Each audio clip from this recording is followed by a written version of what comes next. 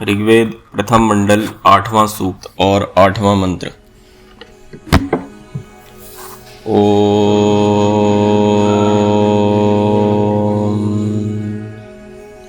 एवा ह्यस्य सूनृता विरप्षि गोमती मही पक्वा शाखा न दाशुषे। पदार्थ: पक्वा शाखा न, जैसे आम और कटहर की आदि वृक्ष पकी डाली और फलयुक्त होने से प्राणियों को सुख देने हारे होते हैं, अस्य ही, वैसे ही इस परमेश्वर की गोमती, जिसको बहुत से विद्वान सेवन करने वाले हैं, जो सूनृता प्रिय और सत्य वचन प्रकाश करने वाली विरप्षि महाविद्या युक्त और मही सबको सत्कार करने योग्य चारों वेदों की वाणी है, सो दाशुषे पढ़ने में मन लगाने वालों को सब विद्याओं का प्रकाश करने वाली है। तथा अस्य ही, जैसे इस सर्वसूर्य लोक की गोमती उत्तम मनुष्यों के सेवन करने योग्य सूनृता प्रीति के उत्पादन करने वाले पदार्थों का प्रकाश करने वाली विरप्षि बड़ी से बड़ी मही बड़े बड़े गुणयुक्त दीप्ति है, वैसे वेदवाणी दाशुषे राज्य की प्राप्ति के लिए राज्य कर्मों में चित्त देने वालों को सुख देने वाली होती है। भावार्थ: इस मंत्र में उपमा अलंकार है। जैसे विविध प्रकार से फल फूलों से युक्त आम और कटहर आदि वृक्ष नाना प्रकार के फलों के देने वाले होके सुख देने वाले होते हैं, वैसे ही ईश्वर से प्रकाश की हुई वेदवाणी बहुत प्रकार की विद्याओं को देने हारी होकर सब मनुष्यों को परम आनंद देने वाली है। जो विद्वान लोग इसको पढ़ के धर्मात्मा होते हैं, वे ही वेदों का प्रकाश और पृथ्वी में राज्य करने को समर्थ होते हैं। क्या समझे हम? इसमें उपमा अलंकार है, उपमा दी गई है। क्या समझ में आता है? आम के पेड़ और कटहल के पेड़, वही भी पेड़ कटहल और आम की बात हुई है यहाँ पे। उसकी उपमा की गई है भगवान की वेदवाणी से, कि जैसे वो हमें फल दे के उपकार करते हैं, वैसे भगवान की वेदवाणी सीख के उपकार ले सकते हैं, और जो इसके बारे में जानते हैं वही इस ब्रह्मांड पे पृथ्वी पे रहने योग्य है। सही बात है। अच्छा, एक बात बताओ, आम को जब आप लोग खाते हो तो कैसा फील करते हो? किसको पसंद है? फलों का राजा कहा जाता है, यानी कि कोई उत्तम चीज ग्रहण करके एक अलग ही मजा आता है, ऐसा ही है। उसी तरह जो कटहल है, कुछ लोगों को कटहल बहुत पसंद है ना।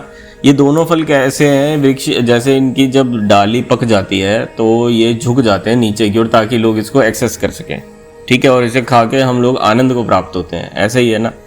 तो इसी के जैसे जो वेदवाणी है, वह जैसे हमने उत्तम फल खाए, वैसे ही वेदवाणी से हमें उत्तम फल प्राप्त होते हैं। जब हम उस ज्ञान को सुनकर वैसा कार्य करते हैं तो हमको वैसे उत्तम फल प्राप्त होते हैं। नंबर एक ये हो गया। नंबर दो ये हो गया, यही वेदवाणी राज्य को ठीक से चलाने के लिए आपका मार्गदर्शन करती है। ठीक, आप मान के चलो किसी जहाँ पे भी काम करते हो वहाँ पर आप नहीं जाते 1-2 दिन, कोई बहुत ज़्यादा तो लॉस नहीं होगा, लेकिन अगर राजा से कोई चूक हो जाए तो उसका प्रभाव लाखों करोड़ों लोगों पर पड़ेगा, है ना। तो इसका मतलब ये हुआ, राज्य एक बहुत इंपॉर्टेंट चीज़ है, उसको चलाने के लिए ना बिल्कुल सही नॉलेज भी चाहिए। ऐसा नहीं है कि कुछ भी करके चल जाएगा, नहीं तो उसका फल सभी लोगों को पड़ेगा और सभी दुख को प्राप्त होंगे, ठीक है, और उसका दोष राजा को लगेगा। तो राजा को ऐसी नॉलेज चाहिए जिससे कि उसका राज्य संचालन सही हो और लाखों करोड़ों लोगों तक सुख पहुँचे। तो वही वेदवाणी कार्य करती है। वेदवाणी टॉर्च की तरह उसका मार्ग प्रशस्त करती है कि तुझे ये करना चाहिए, ये नहीं करना चाहिए, जिससे कि वह अपने राज्य को चलाने में समर्थ हो सके। तो वेदवाणी एक राजा का, राज्य का तथा आम व्यक्तियों का भी सत्कार करती है। प्लस जो लोग विद्या चाहने वाले हैं, जो विद्या अनुरागी हैं, उनको वेदवाणी का सेवन करना चाहिए, नित्य स्वाध्याय करना चाहिए, क्योंकि इससे हमारी बुद्धि प्रशस्त होती है और हमारा चित्त शुद्ध होता है। आप लोग रोज वेद का ये स्वाध्याय सुनते हो, कुछ आपको फ़र्क लगता है किसी भी प्रकार का? चाहे सुनते वक्त, चाहे सुनने के थोड़ी देर बाद, कभी इस पे विचार करते हो दिन के और हिस्से में? किसी और को समझा सकते हो, कुछ बेहतर हो रहे हो, कोई गलत कर रहा है उसको समझा सकते हैं, हाँ थोड़ा बहुत बेहतर हो रहे हो। हम ये नहीं कह रहे आज ही धर्मात्मा बन जाओगे, सही को मगर पहचान सकते हैं, बस ये बात। विद्या बढ़ रही है कहने का मतलब, ठीक। तो ऐसे ही जैसे आप विद्या बढ़ा रहे हो, तो यहाँ पर एक प्रेरणा है इस मंत्र में कि हर व्यक्ति को, एक जो विद्या अनुरागी व्यक्ति है उसको इसका सेवन जरूर करना चाहिए। देखो इस दुनिया में इतने सारे बुद्धिमान लोग हैं, सभी वेद नहीं जानते हैं, ठीक है।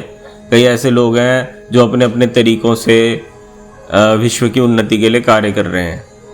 कई ऐसे साइंटिस्ट होंगे जो कार्य कर रहे हैं, तो उनमें से कई होंगे जिन्हें वेदों का पता होगा, कई ऐसे होंगे जिन्हें वेदों का नहीं पता होगा। लेकिन यदि सभी ऐसे प्रबुद्ध लोग वेद का अनुसरण करें, वेद विद्या का अनुसरण करें, तो मुझे लगता है कि जितना वे कार्य कर रहे हैं और जिससे जितना उन्हें फल आ रहा है उससे कहीं गुना उनको फल मिल सकता है।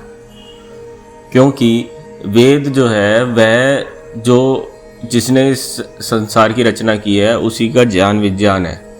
तो जब वो सोर्स के साथ जुड़ जाएंगे, क्रिएटर के साथ जुड़ जाएंगे, तो क्रिएटर के ज्ञान से वो और अधिक लाभान्वित खुद हो सकते हैं और दूसरों को कर सकते हैं, ठीक है। तो कोई प्रश्न है आपका?